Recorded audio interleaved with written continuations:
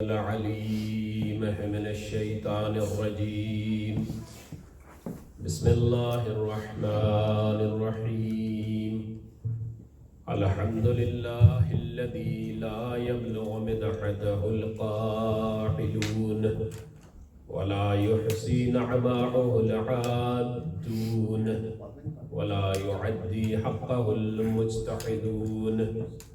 الذي لا يدركه بعد الحمم ولا يناله غوث الفتن. الذي ليس لصفته حد محدود ولا نعت موجود ولا وقت معدود. صلوات پر محمد و اہل بیت. اللهم صل على محمد وآل محمد. الخلاعق بقدرته ونشر الرياح برحمته وودد بالصخور ميدان عرضه. أول دين معرفة وكمال معرفة التصديق به. ثم الصلاة والسلام على سيد الأشرف الأنبياء والمرسلين وعلى آله الطيبين الطاهرين المعصومين المنتجبين المنتخبين. أما بعد فقد قال الله تعالى في كتابه المجيد والفرقانه الحميد وقوله الحق وهو أصدق الصادقين. بسم الله الرحمن الرحيم. قل يا عبادي الذين أسرفوا على أنفسهم لا تقنطوا من رحمة الله إن الله يغفر الذنوب جميعا إنه هو الغفور الرحيم. صلوات. اللهم صل على محمد وآل محمد وعجل فرجهم. Respected مومنین و مومنات، السلام علیکم ورحمۃ اللہ وبرکاتہ. خداوند تعالی بحق محمد و اہل بیت محمد، بحق الحسین، بحق زینب القبریٰ، آپ کا یہاں بیانہ اپنی بارگاہ اقدس میں منظور و قبول فرمائے. پروردگار آپ سب کو سوائے غم امام حسین مظلوم کربلا کے کوئی غم نہ دکھائے، اور آپ جو بھی نیک دینی شرعی حاجات لے کر فرش عذاب پر پہنچے ہیں، اللہ آپ کی وہ تمام حاجات کو پورا کرے. آپ کی اولادیں آپ کی جگہ یہ سنبھالیں. اور دیکھیے، زندگی کی حقیقت کچھ ایسی ہی ہے کہ جو لوگ اس مقام پر یعنی فرش عزا پر آج سے 100 سال پہلے بیٹھے تھے، آج ان میں سے ایک بھی نہیں ہے. آج ہم ہیں، آنے والے ایک قرن کے بعد یہاں ہم میں سے ایک بھی نہیں ہوگا. کوئی 50 سال، کوئی 60 70 یا میکسیمم 100 ایئرز. جو بھی وقت ملا ہے اسے اللہ کی رضا کے لیے استعمال کریں. جو بھی وقت ملا ہے اس دنیا میں، یہ ٹرانزٹ ہے، اس کو اتنے اچھے طریقے سے گزاریں کہ وہ لمحہ آپ کے لیے ہزاروں سال کی تسکین مہیا کر دے. اسی لیے میں نے آج قرآن کی جو آیت آپ کے سامنے پڑھی، انشاءاللہ ہر روز نئی نئی آیات ہوں گی. قرآن کریم میں اللہ فرما رہا ہے، قل یا عبادی الذین اسرفوا علی انفسہم. قل، میرے بندوں سے کہہ دو، یا عبادی، میرے بندوں سے، الذین اسرفوا علی انفسہم، کہ جنہوں نے اپنے نفس پر ظلم کیے ہیں، اپنے نفس پر ظلم و ستم کیے ہیں. لا تقنطوا من رحمت اللہ، من رحمت، میری رحمت سے مایوس مت ہو. میری رحمت کے دروازے ہمیشہ کھلے ہیں. تم یہ نہ سوچ لو میرا گناہ بڑا ہے. انسان تم یہ نہ سوچ لو میری خطا بڑی ہے. انسان کبھی یہ مت سوچو کہ میری ریاکاری بڑی ہے، بلکہ یہ تو دیکھو کہ ہم مانگ کس سے رہے ہیں، ہم ہاتھ پھیلا کس کے سامنے رہے ہیں، اور یہ دیکھو کہ وہ کریم کتنا ہے، رحمان کتنا ہے، اس کی رحمت کتنی وسیع ہے. بے شک اپنے گناہوں کا اقرار بارگاہ خداوندی میں کرتے رہے. لوگوں کے سامنے کرنے سے کوئی فائدہ نہیں ہے، بلکہ اللہ کو یہ پسند نہیں ہے کہ آپ لوگوں کے سامنے اپنے گناہوں کا اقرار کریں. کہ اللہ کو پسند ہی نہیں ہے، معصومین کو پسند نہیں ہے، بلکہ خدا تو ستار العیوب ہے، وہ عیبوں پر پردہ ڈالتا ہے ہمارے۔ اگر ہمیں بارگاہ خداوندی میں قرب حاصل کرنا ہے تو ہم اللہ کی بارگاہ میں اپنے جرموں کا اقرار کریں، اپنی خطاؤں کا اقرار کریں۔ آپ کہیں گے مولانا آج تو پہلی محرم ہے، آپ نے شروع سے ہی اسٹارٹ یہاں سے لے لیا۔ اس لیے کہ مومنین کے دل تو ویسے ہی نرم ہیں، اور غم حسین نے، اولاد حسین کے غم میں اتنے دل نرم ہو چکے ہوتے ہیں، اتنے دل نرم ہو چکے ہوتے ہیں کہ جو آنکھیں کبھی اپنوں کے غم میں بھی نہیں روتی، وہ بھی آج اشک بار ہے۔ آج وہ دل نرم ہے۔ آپ کے پاس شاید اپنوں کی خوشی میں جانے کا وقت نہیں ہے، اپنوں کے غم میں بھی جانے کا وقت نہیں ہے، لیکن حسین کا غم منانے کے لیے آپ سب کچھ چھوڑ کے آ چکے ہیں، کیونکہ آپ کا دل جو ہے وہ حسین کے قدموں میں ہے۔ ایک صلوات پڑھی محمد و اہل بیت۔ اللہم صلی علی محمد و آل محمد عجل فرجہ۔ لوگ پیچھے تھوڑا تھوڑا آگے بر محمد و آل محمد بلند تر صلوات۔ اللہم صلی علی محمد و آل محمد عجل فرجہ۔ تو بہت اچھی بات ہے کہ آپ نزدیک آ گئے، جتنا نزدیک ہوں گے اتنا بات کرنے میں لطف آئے گا۔ ویسے تو آواز تو کہیں بھی پہنچ رہی ہے، اور جو لوگ دیوار کا تکیہ لگائے بغیر بیٹھ سکتے ہیں یا انہیں کوئی تکلیف نہیں ہے، مشکل نہیں ہے، تو وہ بالکل قریب آ جائیں تو بہتر رہتا ہے، ویسے اچھا رہتا ہے، ایک دوسرے کو دیکھتے رہیں گے، بات کرتے رہیں گے۔ ایک صلوات پڑھی محمد و اہل بیت۔ اللہم صلی علی محمد و آل محمد عجل فرجہ۔ اور کوئی بات نہیں، جو نہیں بھی آ سکتے اس میں بھی کوئی مسئلہ نہیں ہے ہمارا۔ ایک صلوات پڑھیے محمد۔ اللہم صلی علی محمد و آل محمد عجل فرجہ۔ آپ کے دل جو ہے نا وہ حسین کے قدموں میں ہے۔ اہل بیت کی حکومت میں اور بنی امیہ کی حکومت میں یہی تو فرق تھا۔ بنی امیہ لوگوں کے جسموں پر حکومت کرتے رہے، اہل بیت رسول لوگوں کے دلوں پر حکومت کرتے رہے۔ کوئی سولی پہ لٹک رہا ہے، اسے کوئی مجبوری نہیں ہے، اگر وہ کہہ دے کہ میری محبت علی کے ساتھ نہیں ہے تو بچ جائے گا۔ اور دیکھیے کتنے کریم امام ہیں۔ نہج البلاغہ کے اندر جب پوچھا گیا مولا کچھ فرمائیے، جب ہم پہ سخت ادوار آئیں گے تو کیا ہوگا؟ مولا فرماتے ہیں یظہرکم من بعدی رجل رحب البلعوم مندحک البطن، میرے بعد تمہارے اوپر ایک ایسا حکمران آئے گا جس کا پیٹ بڑا ہوگا، گلا خشک رہے گا۔ یعنی معاویہ بن ابی سفیان کی طرف اشارہ کیا۔ وَسَيَأْمُرُكُمْ بِالسَّبِّ وَالْبَرَأَةِ مِنِّي، وہ تمہیں مجبور کرے گا مجھ پر سب و شتم کرو اور مجھ سے برأت اختیار کرو۔ اما السب فسبونی انہ لی زکاۃ ولکم نجات، اگر وہ تجھے کہے کہ علی پر سب و شتم کرو تو کر لینا۔ کتنا کریم امام ہے، کر لینا۔ کیوں؟ کیونکہ وہ تمہاری انہ لی زکاۃ ولکم نجات، ہماری اہل بیت رسول کی زکات نکل جائے گی اور تمہاری نجات ہو جائے گی۔ کہہ دیا مولا نے وَأَمَّا الْبَرَأَةُ فَلَا تَتَبَرَّعُ مِنِّي فَإِنِّي وُلِدْتُ عَلَى الْفِطْرَةِ وَسَبَقْتُ عَلَى الْإِسْلَامِ وَالْحِجْرَةِ۔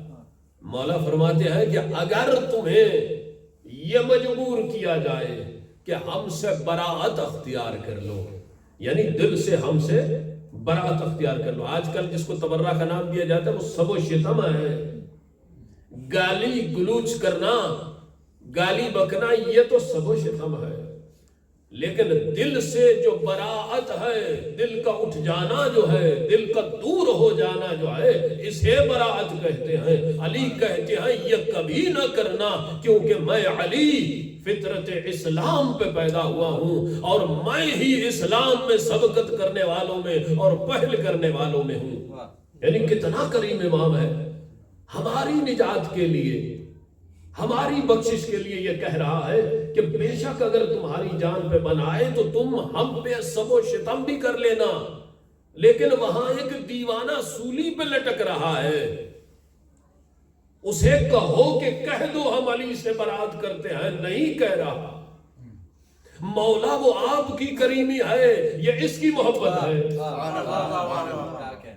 وہ آپ کی کریمی ہے، یہ اس کی محبت ہے۔ جتنے سخت حالات رہے کبھی عزاداری رکی نہیں، بلکہ جتنی شدت آئی اتنے ہی مومنین آگے بڑھتے گئے۔ یہ عزا کی برکت ہے کہ ہمارے دل حسین کے قدموں میں ہیں۔ ایک جنگ میں جب مولا علی علیہ السلام اپنے مخالف کے سامنے کھڑے ہوئے تو مخالف سامنے ہے، ہاتھ میں تلوار ہے، علی کے ہاتھ میں بھی تلوار ہے، سامنے دشمن ہے، علی بھی اس کو مارنے کے لیے آئے ہیں اور وہ بھی علی کا قتل کرنے کے لیے اپنے آپ کو میدان میں حاضر کیا ہے۔ لیکن جب میرے مولا نے اس پر وار کیا، علی پہلے وار نہیں کرتے تھے کسی پر بھی، مرحب ہو، انتر ہو یا عمر ابن عبد الود ہو، کسی پر بھی پہلے ابو الحسن نے وار نہیں کیا، بلکہ موقع دیا۔ امام ہے نا، امام ہے، موقع دیتا ہے، بھلے وہ میدان میں ہے، مسجد میں ہے، محراب میں ہے، رستے پر ہے، کہیں بھی ہے، موقع عطا کرتا ہے کہ تم توبہ کر لو، تم ہمیں امام مان لو، ہم لڑنا نہیں چاہتے۔ مولا علی کے سامنے یہ دشمن کھڑا ہے، جب علی نے ذوالفقار سے ایک وار کیا، اب یہ دو منہ والی تلوار جس کا نام ذوالفقار ہے، اس سے جب وار کیا اس کی تلوار ٹوٹ گئی، وہ بے ہتھیار ہو گیا، بے اختیار ہو گیا۔ اب سامنے جانتا ہے علی ہے، وہ علی کی شجاعت سے بھی واقف ہے، وہ علی کی کرامت سے بھی واقف ہے، اور سامنے آ کے کہتا ہے یا علی، دشمن ہے، کہا یا علی میں نے سنا ہے کہ آپ بڑے کریم ہیں، آپ بڑے رحم دل ہیں، آپ بڑے مرسیفل ہیں۔ کہا ہاں، بتاؤ کیا مانگنا چاہتے ہو؟ کہا خدا کے لیے اپنی تلوار مجھے دے دیجئے، میدان میں کوئی دشمن کو ہتھیار دے گا خواہ کتنا بھی بڑا بہادر ہو۔ علی نے اپنی تلوار اس کے قدموں میں رکھ دی۔ یہاں صحابہ نے کہا یا رسول اللہ، یہ علی کیا کر رہے ہیں؟ توجہ ہے حضور، یہ علی کیا کر رہے ہیں؟ اپنی تلوار دشمن کو دے رہے ہیں۔ اگر اس نے علی کا سر قلم کر دیا تو رسول اللہ نے کہا خود علی سے پوچھ لینا۔ جب میرے مولا سے پوچھا گیا مولا آپ نے میدان میں ایسا کیوں کیا، تو علی کہتے ہیں میں نے اس لیے کیا کہ میری تلوار اس کے ہاتھ میں ہے لیکن اس کا دل میں علی کے قدموں میں ہے۔ نعرہ حیدری، محمد آل محمد بلندتر صلوات، اللهم صل على محمد وآل محمد وعجل فرجهم۔ اب جا تو کہیں اور رہے تھے، لیکن جب ذکر علی کا آ جاتا ہے تو پھر نہ زبان رکتی ہے اور نہ دماغ ساتھ چھوڑتا ہے، حتیٰ کہ نیند کا غلبہ اتنا ہے، نہ سمجھ آ رہی ہے رات ہے نہ دن ہے، ابھی تو سب باڈی اور ہر چیز کنفیوز ہو چکا ہے۔ آئے ہیں سفر سے تو کچھ پتہ نہیں چل رہا رات میں ہے یا دن میں ہے۔ ایک صلوات پڑھی محمد و اہل بیت محمد کی۔ اللهم صل على محمد وآل محمد۔ ایک بہت پیارا لیٹر ہے جو انکل نے لکھا، معاویہ بن ابی سفیان نے لکھا علی کو، اور لکھتے ہوئے بڑی دھمکیاں اس میں لکھ دی، بڑی دھمکیاں تھی اس میں۔ کہا علی ہم آپ سے ملیں گے، آپ اب پہلے تو یہ لکھا، یہ نہج البلاغہ کے اندر خطوط موجود ہے، اگر آپ مختلف خطوط پڑھیں گے تو ان میں سے یہ سارا متن جو ہے میری گفتگو کا باہر آ جائے گا۔ مولا کو لکھا کہ کیا فرق تھا تم میں اور ہم میں، کل ہم اور آپ ایک ہی تو تھے، اور آج کیا فرق ہے آپ میں اور مجھ میں۔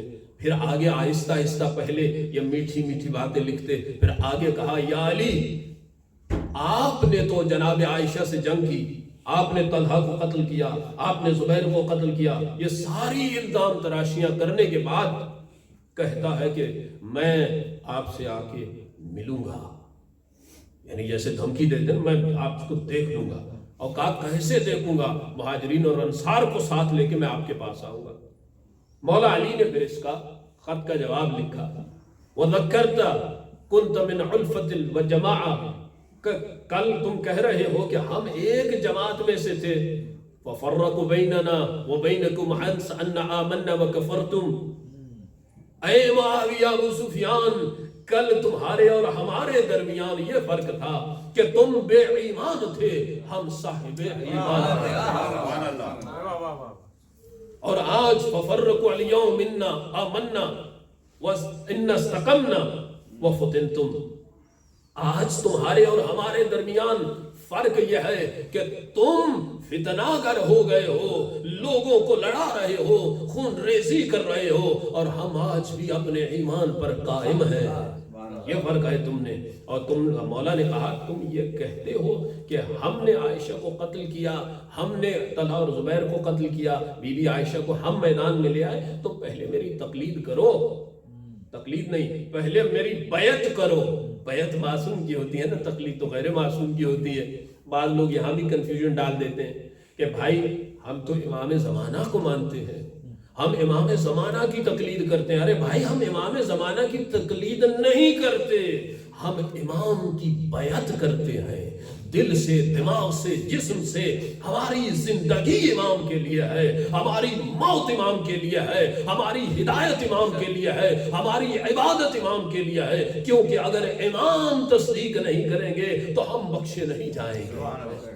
امام کو مجتہد سے مت ملاؤ، امام کو مجتہد سے مت ملاؤ۔ مجتہد ایک غیر معصوم ہے جس کے پاس تھوڑا سا علم ہے، تھوڑا سا علم ہے اہل بیت کے علوم میں سے، اور ہم مجتہد کی تقلید کرتے ہیں، بیعت نہیں کرتے۔ یہ کچھ لوگ ہمارے ذہنوں میں ابہام ڈال دیتے ہیں کہ بھائی لوگ ہم کو مجبور کر رہے ہیں، یہ مولوی مجبور کر رہے ہیں کہ تم تقلید نہیں، تقلید کرو یعنی بیعت کرو۔ نہیں، یہ بیعت نہیں ہے۔ مجتہد بیچارہ تو علوم محمد و اہل بیت محمد سے استنباط کر کے، ساری ریسرچ اور سرچ کر کے اور سب کچھ نکال کے وہ ہمارے سامنے رکھ دیتا ہے۔ اور اگر آپ تھوڑا سا ملاحظہ کریں تو ہر جگہ پہ توضیح المسائل میں یہ لکھا ہوتا ہے کہ احتیاط واجب یہ ہے، احتیاط مستحب یہ ہے۔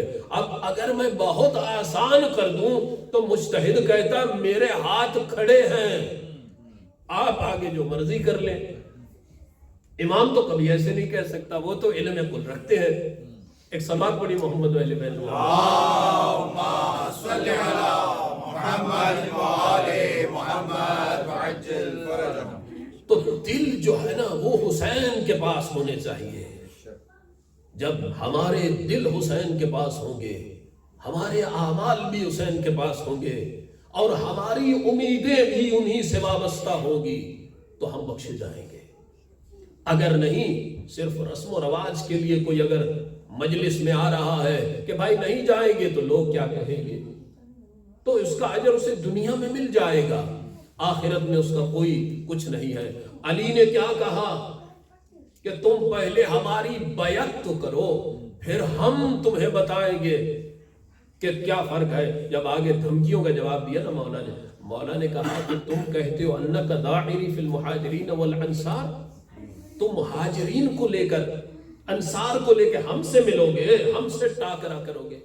مولا کہتے ہیں کہ مہاجرین و انصار کہاں سے لاؤ گے؟ فَقَدْ اِنْقَطَعَتَ الْحِجْرَ يَوْمَ أُسِرَ أَخُوكَ، خدا کی قسم جب تمہارے بھائی کے ہاتھوں میں ہتھکڑیاں ڈال کے ہم نے رستے پہ گھسیٹا، اس کے بعد سے تو مہاجرین بننا ہی بند ہو گئے۔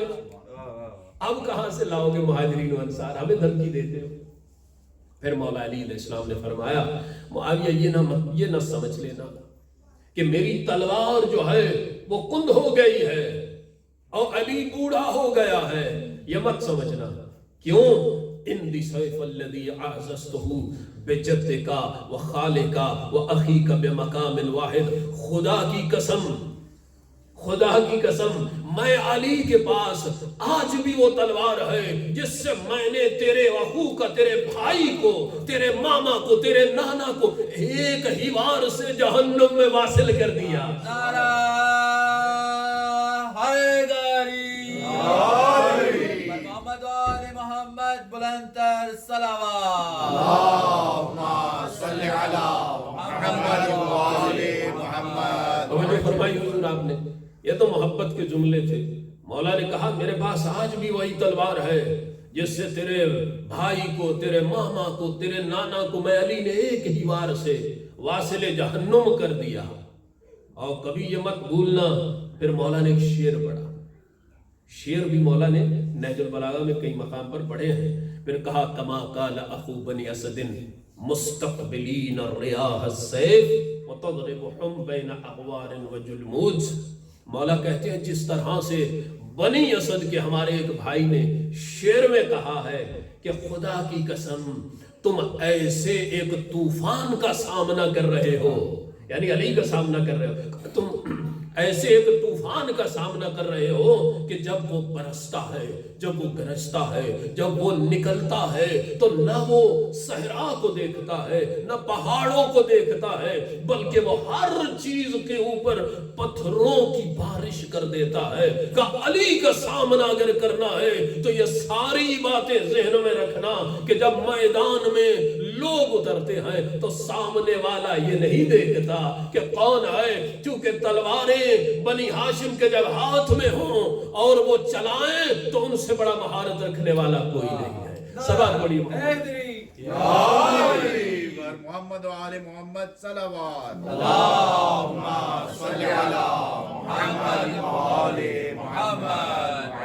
कहा मेरे बंदे मेरी रहमत से मायूस मत हो, क्यों?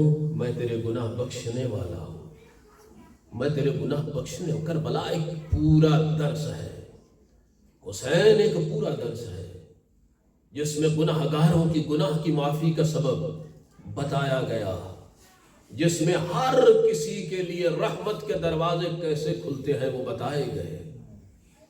जनाब हुर जिसका हम जिक्र भी करेंगे और मसाइल भी पढ़ेंगे, जब करबला जाते हैं तो जनाब हुर की ज़ियारत को हम जाते हैं। जनाब हुर इब्ने यजीद अर्रियाही उनकी हम ज़ियारत को जाते हैं। क्यों जाते हैं? जनाब हुर ने इमाम हुसैन के घोड़े में की लजाम में हाथ डाला, मेरे मौला का रास्ता रोका, मेरे मौला से जबान दराजी की, तो क्या हुसैन ने उसे माफ नहीं करवाया?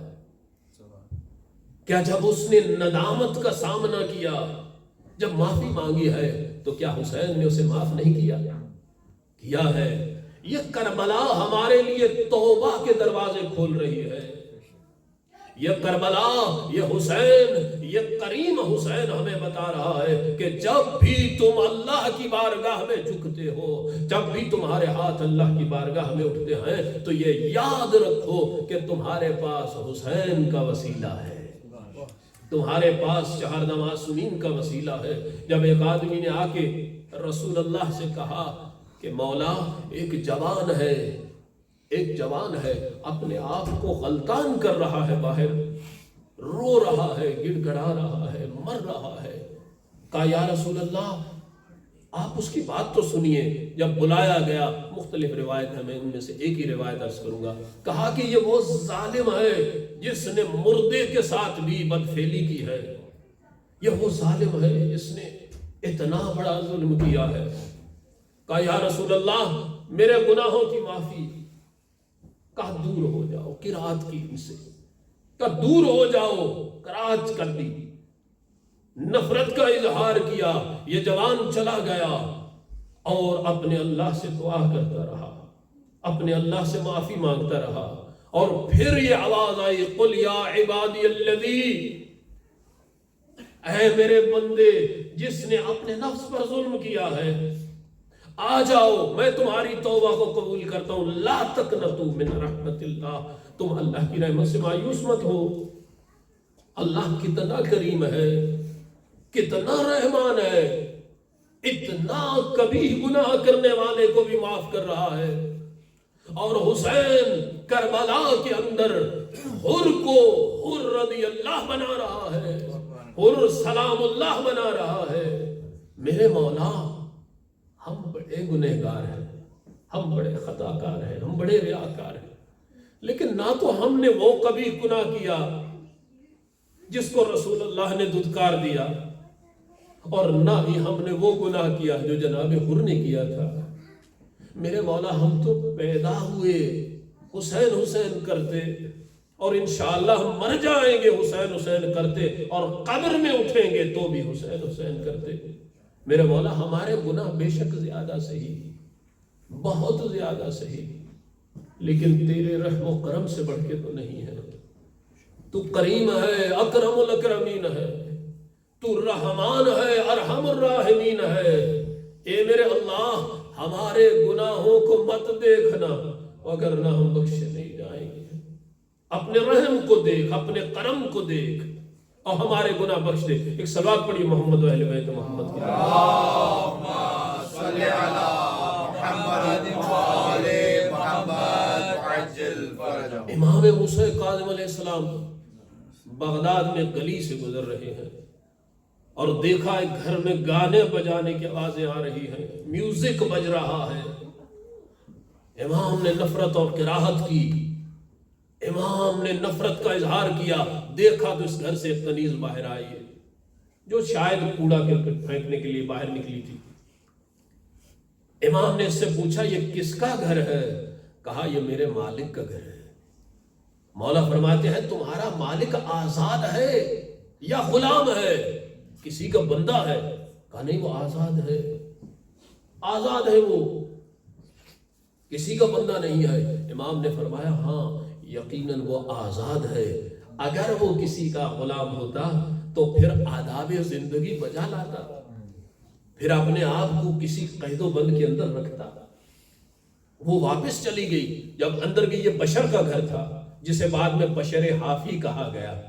حافی کس کو کہتے ہیں عرض کرتا ہوں آپ کی خدمت میں، بشر کا گھر تھا۔ جب یہ کنیز واپس لوٹی تو اس نے پوچھا تم اتنی دیر کہاں تھی؟ کہا کہ باہر ایک نورانی شخصیت موجود تھی جس نے مجھ سے پوچھا یہ گھر کس کا ہے، جس سے میوزک کی صدائیں نکل رہی ہیں، جس سے گانا بجانے کی آوازیں آ رہی ہیں، یہ کس کا گھر ہے؟ تو میں نے عرض کی کہ اے آقا یہ گھر بشر کا ہے۔ تو اس نے پوچھا وہ غلام ہے یا آزاد ہے؟ تو میں نے کہا وہ آزاد ہے۔ تو کہا پھر وہ جو کرے اس کی مرضی ہے، کیونکہ وہ آداب زندگی بجا لانے کے قابل ہی نہیں ہے، اس کی اپنی مرضی ہے، اس کی اپنی زندگی ہے۔ اب جب بشر نے یہ سنا تو فوراً اس پہ اثر ہوا۔ روایت کہہ رہی ہے کہ یہ شراب پیے تھا، یہ میوزک کی محفل میں مست تھا، لیکن یہ وہاں سے نکلا اور دوڑ پڑا۔ تھوڑی دیر کے بعد جب امام موسیٰ کاظم کو پایا تو امام کی خدمت میں حاضر ہو کر اس نے کہا مولا آپ نے میرے بارے میں کیا فرمایا ہے؟ توجہ ہے حضور آپ کی؟ کہا آپ نے میرے بارے میں کیا فرمایا ہے؟ میرے مولا نے کہا بشر میں نے بس اتنا پوچھا تھا کہ تم آزاد ہو یا غلام ہو۔ اس نے کہا تم آزاد ہو۔ جب تم آزاد ہو تو تمہاری جو مرضی ہے کرو۔ اس نے ہاتھ باندھ کر، ابھی یہ پا برہنہ تھا، حافی عربی میں کہتے ہیں جس کے پاؤں میں جوتا نہ ہو، اسی حالت میں تھا۔ اس نے کہا مولا میں بندہ بننا چاہتا ہوں، میں توبہ کرنا چاہتا ہوں، مولا آپ میری توبہ کے لیے دعا کیجئے، مولا آپ میری بخشش کے لیے دعا کیجئے۔ میرے مولا نے ہاتھ اٹھائے، کہا پروردگار تیرا یہ گناہگار بندہ تیری بارگاہ میں توبہ کے لیے کھڑا ہے، اے پروردگار اس پہ رحم کر۔ اور اللہ نے اس کے گناہ معاف کر دیے۔ کہا جاؤ بشر تمہارے گناہ معاف ہے۔ پھر اس نے ساری زندگی موت آنے تک کبھی پاؤں میں جوتا نہیں پہنا، اور یہ مشہور ہو گیا کہ یہ بشر حافی ہے۔ یعنی اللہ جب توبہ قبول کرتا ہے تو انسان کو کسی وقت بھی ہدایت دے سکتا ہے۔ ہمیں اپنے نفس کو جھنجھوڑتے رہنا چاہیے کہ کبھی بھی اللہ ہمیں معاف کر دے گا۔ اور معصوم فرماتے ہیں جب مجلس قائم ہوتی ہے، جب مجلس برپا ہوتی ہے، اس میں معصومین تشریف لاتے ہیں، خواتین میں آقا زادیاں تشریف لاتی ہیں۔ ہمیں کیا معلوم اس مجلس کے کس کونے میں بیمار کربلا بیٹھے ہوں گے، اس مجلس کے کس کونے میں امام زمانہ بیٹھے ہوں گے۔ جب ہم مجلس میں آئے ہیں تو اپنے دل سے آئیں، اپنے دماغ سے آئیں، اور حقیقت کو تسلیم کرتے ہوئے کہ مولا صاحب العصر والزمان، مولا ہم آپ کے خادم ہیں، مولا ہم آپ کے نوکر ہیں، مولا اگر آپ نے ہمارا وسیلہ آپ نہ بنے اور ہمیں معافی نہ لے کے دی تو ہم کہاں سے معاف کیے جائیں گے؟ ایک صلوات پڑھیے محمد و اہل بیت محمد صلی علی محمد و آل محمد وعجل فرجهم۔ پروردگار کہہ رہا ہے میرے بندے میری رحمت سے مایوس مت ہو، کیونکہ رحمت کے دروازے کھلے ہیں۔ مانگتے ہوئے یہ مت دیکھو میں کیا ہوں، یہ دیکھو وہ کیا ہے جس سے مانگ رہے ہیں۔ کیا کوئی حد رکھی ہے پروردگار نے؟ رات میں آؤ تب سنتا ہوں، دن میں آؤ تب سنتا ہوں، ایسے کرو نہیں۔ پروردگار کہتا میرا بندہ کسی وقت بھی اگر تو مجھ سے مانگتا ہے۔ اب بندے کی حقیقت ہی کیا ہے؟ علی سے جب پوچھا گیا، مولا علی علیہ السلام فرماتے ہیں اعجبت للمتکبر الذی کان بالامس نطفۃ ویکون غدا جیفا۔ مولا جس پر تعجب کر رہے ہیں، دیکھیے وہ کتنا عجیب شخص ہوگا۔ مولا فرماتے ہیں سب سے پہلے مجھے متکبر سے تعجب ہے کہ یہ انسان تکبر کرتا ہے جس کی ابتدا پانی کا ایک گندا نطفہ ہے جو نجس ہے اور اس کی انتہا ایک نجس مردار ہے۔ کیا حقیقت ہے ہماری؟ کیا ہم ہیں کیا جس بات پہ ہم تکبر کر رہے ہیں؟ کوئی اپنے علم پہ تکبر کر رہا ہے، کوئی اپنی پوزیشن پہ تکبر کر رہا ہے، کوئی اپنے حسن پہ تکبر کر رہا ہے، کوئی اپنے مال پہ تکبر کر رہا ہے، کوئی اپنی اولاد پہ تکبر کر رہا ہے۔ انسان تیری حقیقت کیا ہے؟ قرآن کہتا ہے سلام علی یوم ولدت، سلام اس دن پر جب میں پیدا ہوا۔ حضرت عیسیٰ کے بارے میں کہا جا رہا ہے سلام اس دن پر جب میں مر جاؤں گا، سلام اس دن پر جب میں پھر سے اٹھایا جاؤں گا، زندہ کیا جاؤں گا۔ انسان کی کیا حقیقت ہے؟ کبھی آپ نے اس پہ تدبر کیا ہے؟ یہ کیوں بار بار وَخَلَقْنَاكُم مِّن نُطْفَةٍ وَهُوَ خَصِيمٌ مُبِينٌ سورہ یاسین میں کہا کہ ہم نے تجھے ایک گندے نطفے سے خلق کیا ہے، پھر تو کل مخلہ برائی کرتا ہے۔ انسان حقیقت، جب انسان اپنی حقیقت کو سمجھ لے، اپنی استعدادات کو سمجھ لے، اپنی پاور کو سمجھ لے، اس وقت انسان اللہ سے توبہ کرتا ہے، کیونکہ اسے پتا ہے کہ میں کیا ہوں اور میں کس کے پاس جا رہا ہوں اور مجھے کیا مانگنا ہے اور مجھے کیا کرنا ہے۔ اس سے پتا چلتا ہے۔ ایک صلوات پڑھی محمد و اہل بیت محمد اللہم صلی علی محمد و آل محمد وعجل تو فرجهم۔ پروردگار کی بارگاہ میں جب آتے ہیں ہمیں معلوم ہونا چاہیے کہ ہم اس سے کیا مانگنا چاہتے ہیں۔ کہا کہ اس دن پر سلام جب میں پیدا ہوا، انسان کی خلقت کیا ہے؟ توجہ کیجئے گا اس بات پر، انسان کی خلقت کیا ہے؟ جب دنیا میں آیا نجس، خون میں لت پت ہے، نجاست سے بھرا ہوا ہے، منہ میں نجاست ہے، ناک میں نجاست ہے اس متکبر انسان کے۔ آج اس کی گردن نیچے نہیں ہو رہی، اور کل اس کی حقیقت کیا تھی؟ پروردگار خود کہہ رہا ہے، علی خود کہہ رہے ہیں اعجبت للمتکبر الذی کان بالامس نطفۃ ویکون غدا جیفا، کہ تعجب ہے مجھے اس انسان پر کہ جس کا گزرا ہوا کل ایک گندا نجس نطفہ تھا اور اس کا آنے والا کل جو ہے وہ ایک نجس مردار ہے۔ کسی نے اس کو نہلایا، کسی نے اس کو پانی پلایا، کسی نے اس کو کپڑے پہنائے، عریان ہے، رو رہا ہے۔ پاک کرنے کے بعد پھر یہ انسان کی زندگی شروع ہوئی۔ ایک مرحلہ ایسا گزرا، مکھی بیٹھی ہے اس کے جسم پر، اڑا نہیں سکتا، ہاتھ تو ہیں اڑا لو، نہیں اڑا سکتا، بھوک لگی ہے، پیاس لگی ہے، رو رہا ہے، یہ مانگ نہیں سکتا، دودھ کا فیڈر گر گیا اسے اٹھا نہیں سکتا۔ یہ انسان کی حقیقت ہے۔ اور پھر ایک دن آتا ہے یہی انسان قڑیل جوان بن جاتا ہے، آئینے کے سامنے کھڑا ہو کر کہتا ہے کوئی تیرے جیسا؟ ہر چیز پر تکبر ہے۔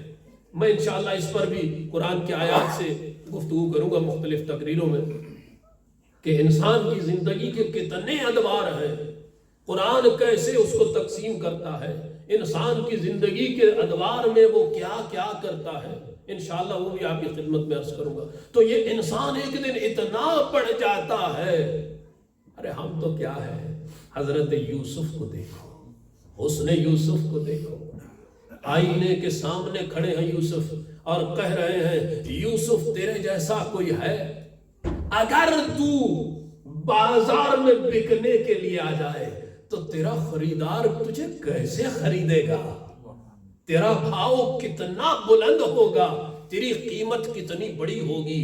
اور اللہ کو یہ پسند نہیں آیا، اللہ کو اپنے نبی کی بات پسند نہیں آئی، اور یوسف بازار میں بکنے آ گئے. خریدار نہیں ہے، خریدار نہیں ہے.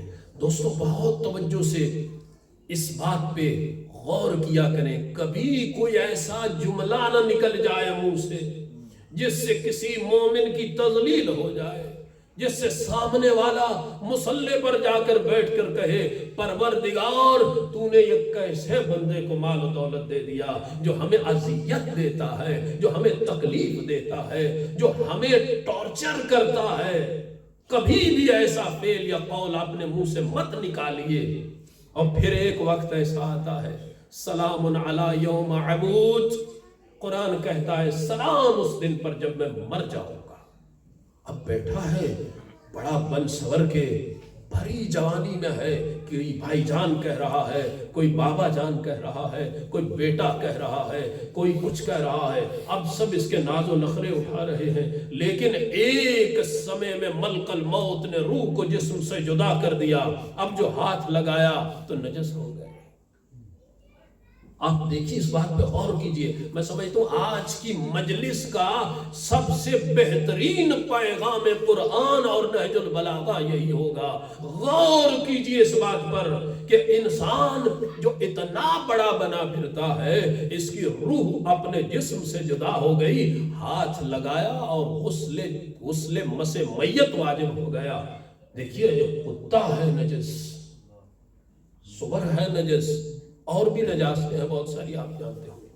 آپ اگر ایک عین نجس العین جانور کو ہاتھ لگاتے ہیں، آپ کا ہاتھ بھی خشک ہے وہ بھی خشک ہے، تو آپ پر غسل واجب نہیں ہوتا. آپ اپنا ہاتھ دھو لیجئے کافی ہے. اگر دو میں سے ایک گیلا ہے تو بھی ہاتھ لگایا ہے تو ہاتھ نجس ہے، آپ اس کو دھو لیجئے، ہاتھ پاک ہو جائے گا. لیکن انسان تیری تذلیل کی کیا انتہا ہو گئی ہے کہ تیرے جسم سے روح جدا ہوئی، نہ تیرے اوپر خون لگا ہوا ہے، نہ کوئی نجاست ظاہری لگی ہوئی ہے، لیکن تجھے ہاتھ لگانے سے غسل واجب ہو جاتا ہے. انسان تو کتنی بدترین خلقت سے آیا ہے، اور پھر بھی تو اللہ کے سامنے تکبر کر رہا ہے. تیری عاجزی کہاں گئی؟ تیری انکساری کہاں گئی؟ تیری حقیقت شناسی کہاں گئی؟ کبھی بھی اللہ کے سامنے تکبر نہ کیجئے. اگر ہم امام معصوم کی دعاؤں سے متصل ہو جائیں تو ہمیں پتا چل جائے گا ہماری حقیقت کیا ہے. پھر مولا فرماتے ہیں اعجبت لمن نسی الموت وهو يرى الموت. مولا علی فرماتے ہیں کہ مجھے تعجب ہے کہ جو انسان ہر کسی کو مرتا ہوا دیکھ رہا ہے اور اپنی موت کو بھول رہا ہے. یعنی اپنوں کے جنازے اٹھا رہے ہیں، ہم اپنوں کو قبرستان لے جا رہے ہیں، ان کو قبروں میں دفن کر رہے ہیں، لیکن اپنی موت سے ہم غافل ہیں.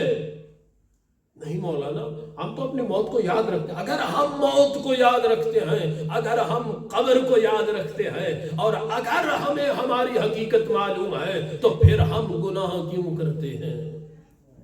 پھر ہم معصیت خدا کیوں کرتے ہیں؟ پھر ہم لوگوں کے دل کیوں دکھاتے ہیں؟ پھر ہم لوگوں کو تذلیل کیوں کرتے ہیں؟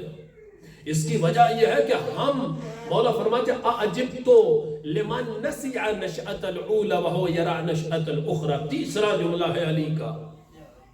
کہا مجھے تعجب ہے اس انسان پر کہ جو اپنی پہلی نسلوں کو بھول گیا ہے. لمن نسی نشأۃ الاولی، اپنی پہلی نسلوں کو بھول گیا اور اپنے آپ کو یاد کر کے بیٹھا ہے. اپنے آپ کو اس طرح بنا رہا ہے، اس طرح بنا رہا ہے جیسے اسے دنیا سے جانا ہی نہیں ہے۔ حقیقت دنیا یہ ہے کہ یہ ایک بے وفا صنم ہے۔ علی فرماتے ہیں ان دنیاکم عندی فی فم جرادا وتقسمہ، کہا خدا کی قسم، نہج البلاغہ کے ایک جملے خطبے کے، کہا کہ تمہاری دنیا کی قیمت کے سامنے ایسے ہے کہ جیسے ایک پتا ایک چیونٹی اپنی منہ میں مسل ڈالے اور پھر اسے مسلنے کے بعد تھوک دے، تو خدا کی قسم تمہاری دنیا کی قیمت میں علی کے سامنے اس چیونٹی کی تھوک سے بھی کم ہے۔ تو علی والوں کی دنیا کیسی ہونی چاہیے؟ علی والوں کی دنیا محدود ہونی چاہیے۔ کربلا نے ہمیں یہ درس دیا۔ کوئی کربلا میں دکھا دو جسے یہ فکر تھی مولا میرے گھر کا کیا ہوگا، مولا میری اولاد کا کیا ہوگا، مولا میرا کیا ہوگا۔ جب در حسین پر ہے تو نہ دنیا کی فکر ہے نہ آخرت کی فکر ہے۔ کیا میرے مولا حسین نے بھی اللہ سے ایک بار کہا کہ پروردگار مجھے حج تو کر لینے دو؟ نہیں، کہا تیری رضا پر راضی ہے تیرا عاشق۔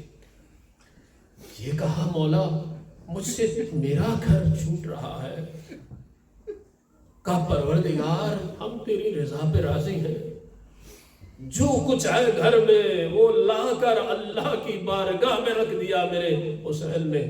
یہ فکر، حسین تو امام ہے، کریم ہے، حسین کے قدموں میں بیٹھنے والوں نے کیا کبھی یہ کہا مولا حسین ہم اگر یہاں مارے جائیں گے تو ہمارا کیا ہوگا، بلکہ خود دیے گل کر دیے، کہا جاؤ جسے جانا ہے، کوئی جا نہیں رہا۔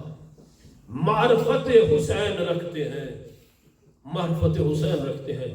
میرے مولا حسین کو جب مجبور کر دیا مدینہ الرسول چھوڑنے کا، امام حسین نانا کی قبر پر آئے، اور جیسے ہم ابھی بہت اچھی شاعری تھی اس میں سن رہے تھے کہ کہا نانا السلام علیک یا رسول اللہ، میرے مولا میرے آقا میرے رسول اللہ آپ پر سلام ہو، کہ آپ کا حسین آپ کی قبر سے جدا ہونے جا رہا ہے، کہ نانا آپ کا حسین آپ کا مدینہ چھوڑ رہا ہے۔ میرے مولا حسین نے اتنے بیان کیے، قبر رسول تڑپ گئی، حسین روتے روتے قبر رسول کے ساتھ لیٹ گئے۔ جب آنکھ لگی خواب میں کیا دیکھا، میرے رسول کہہ رہے حسین اب تیرے آنے کا وقت ہو گیا، اب تیرا مدینہ چھوڑنے کا وقت ہو گیا۔ میرے مولا حسین نے نانا کی قبر کو کیسے چھوڑا ہوگا، میرے حسین اپنے نانا کی قبر کو چھوڑے، ماں کی قبر سے ودا کیا۔ ہائے مولا حسین ہر کسی کی قبر تو موجود ہے، آپ کی مظلوم ماں کی قبر معلوم نہیں۔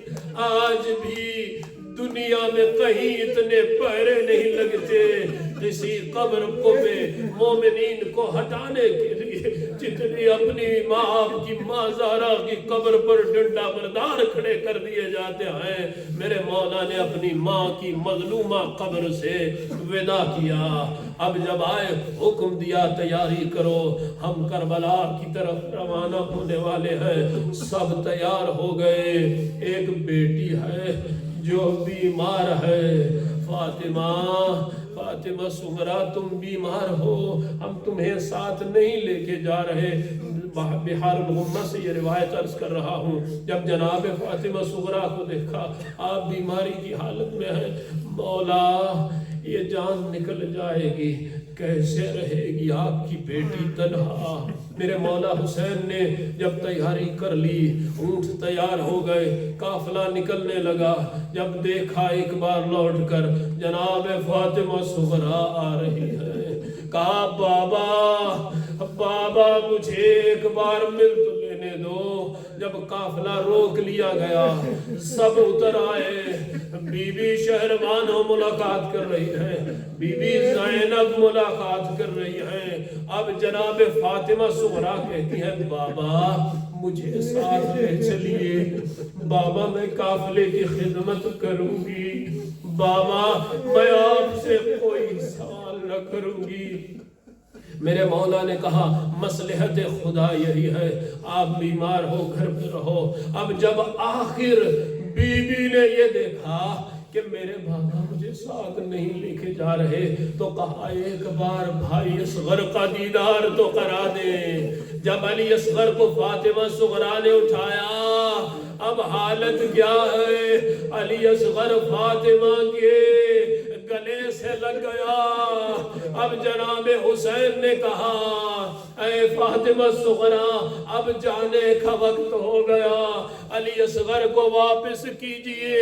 कैसे वापस किया गया ये तो मुझे मालूम नहीं, लेकिन यकीनन मुश्किल हुई होगी एक मासूम को दूसरी बहन से जुदा करने में।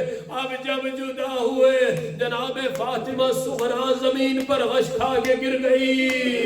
अब जब आंखें खुली, ना काफिला है, ना अली अकबर है, ना बाबा है। अब जब कोई नजर नहीं आया, आंखें खुली, जनाब उम्मे सलमा को देखा। जनाब उम्मे सलमा ने फातिमा सुगरा को उठाया, कहा बेटी चलो, बेटी चलो। जाने वाले चले गए। जब घर में लाए हालत क्या है देखा तो हर गुंचा मुरझा चुका है, हर गुरफे को ताला लगा हुआ है। अब किसी दरवाजे के सामने आकर कहती है अली अकबर आप कहाँ गए? कहीं कहती है ऐ चचा अब्बास आप कहाँ गए? और आखिर रो रो कर कहती है मैं सुजड़े घर में मर जाऊंगी। मैं कहूंगा बीबी अच्छा हुआ आप करबला में नहीं आई, अच्छा हुआ आपने अली अकबर को घोड़े से गिरते नहीं देखा, अच्छा हुआ आपने अब्बास के बाजू कटते नहीं देखा, अच्छा हुआ आपने अली असगर को ज़िबा होते नहीं देखा। बीबी माएं तड़प रही थी और बच्चे कट रहे थे।